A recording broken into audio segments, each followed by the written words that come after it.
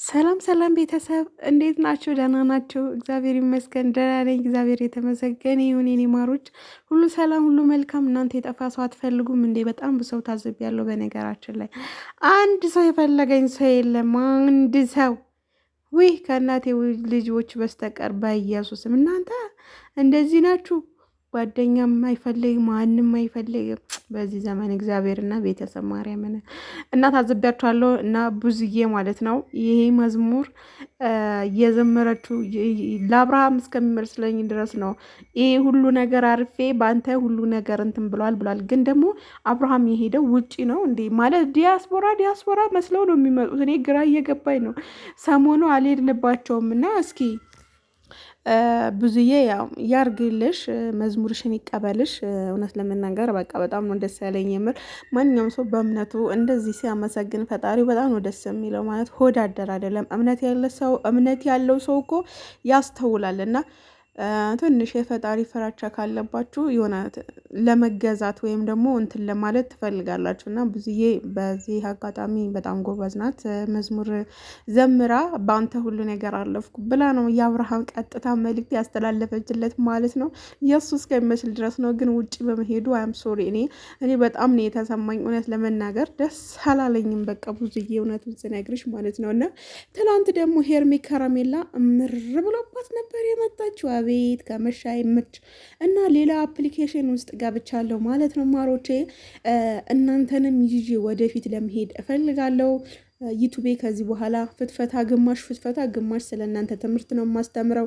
ስለዚህ እኔ ትምህርት ስልጠና እየወሰድኩ ነው፣ እናንተም ደግሞ ትወስዳላችሁ ብዬ ተስፋ አደርጋለሁ። ለምን ያው መስራት አለባችሁ። ዩቱብ ላይ ቲክቶክ ላይ 10 ከመጣ ከሄደ ጋር ማጨብጨብ አይደለምና ስራ ምርጥ ስራ አለ። እኔ ከተሳካልኝ ማርያምን እያንዳንዳችሁ እኔ ቤት 72,000 ተመልካች አለ። ቢያንስ 2,000 ቢሰራ በእኔ ምክንያት ቢቀየር አም ሶ ሀፒ ነኝ። እና ለዛ ምክንያት እየጠፋሁ ነው። ስልጠና ኦንላይን ስልጠና እየወሰድኩ ነው ማለት ነው። ለዛ ነው የጠፋሁት። የኔ ውዶች በያላችሁበት ሰላማችሁ ይብዛ። ብዙ አላወራም ያው እና ይሄንን ለእንትን ልበል ብዬ ነው። ላይክ እያደረጋችሁ ውጡ የኔ ውዶች። በጣም ነው የምወዳችሁ። ስለምታበረታችሁ ላይክ ስለምታደርጉን እጅግ ከልብ አድርገን እናመሰግናለን። ፍትፈታ አይቀርብንም፣ እንመጣለን። ግን ስለማታበረታቱን ያው ተስፋ ቆርጠን ወደ ሌላ አፕሊኬሽን ደግሞ ገብተናል ማለት ነው። ቢጎ ላይ ባለ ፖፖ አለ።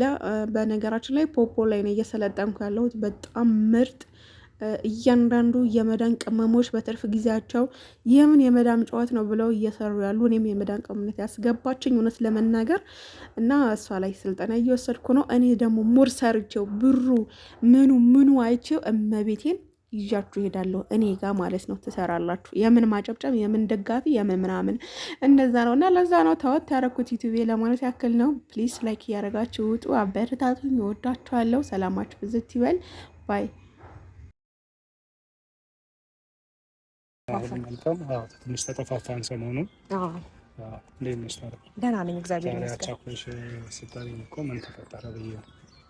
ያው ዴቭ ከቀን ወደ ቀን ነገሮች እየተባባሱ ከቀን ወደ ቀን ነገሮች በአብርሃም ጉዳይ እንልጠራ የምችለው ያው ሌላ ነገር እኔ እናንተ የሚያገናኘን ነገር የለም። ቤተሰባዊነታችንም ሆነ ልናወራ የምንችለውም በአብርሽ ጉዳይ ነው። ግን ደግሞ በጣም ብዙ ጥያቄዎች አብርሽ ከታመመ በኋላ እና ከዳነ በኋላ እኔ በራሴ በኩል በጣም ብዙ ጥያቄዎች አሉኝ። ይሄን ደግሞ ስጠይቀህ ዴቭ በሌላ መንገድ እንድትረዳብኝ አልፈልግም። ለምን እንደዚህ ያለችኝ ምናምን እንድትለኝ አልፈልግም። ክፉም